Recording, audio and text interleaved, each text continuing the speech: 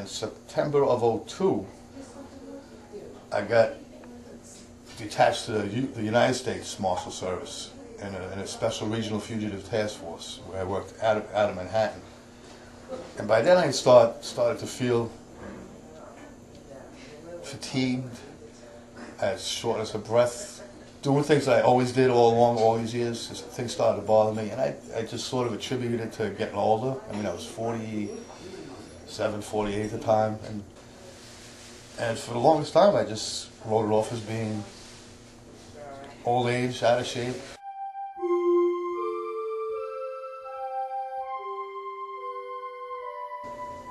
Eventually, over this past year, August, September, I got to the point where I was so tired I couldn't even drive home from work.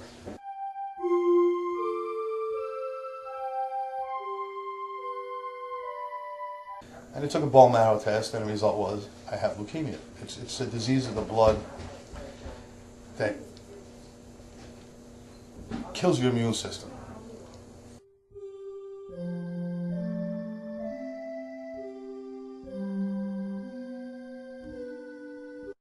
Nobody actually recognized leukemia as being a non-related thing. I mean, pulmonary fibrosis is a 9/11 related thing. They have COPD, so I have a chronic lung disorder, which is related to 9/11. It's known by people that it is, but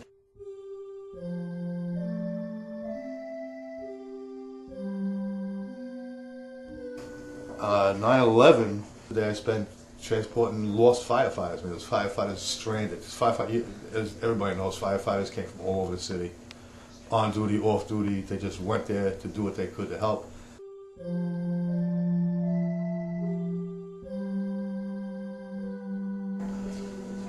And not even realizing at the time, these guys were covered, well, I was covered with it too, with their gray, powdery soot and dust and powder.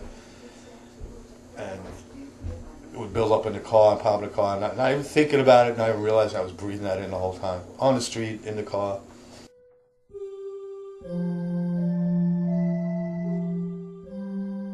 Leukemia is just an up-and-coming thing. It's showing how many years it's taken for these diseases to incubate in my body, and God knows how many other people's bodies. And it's just, the world's got to know that there's probably hundreds of other cops, firemen, or whatever, that are going to come, God forbid, they're going to come have these problems.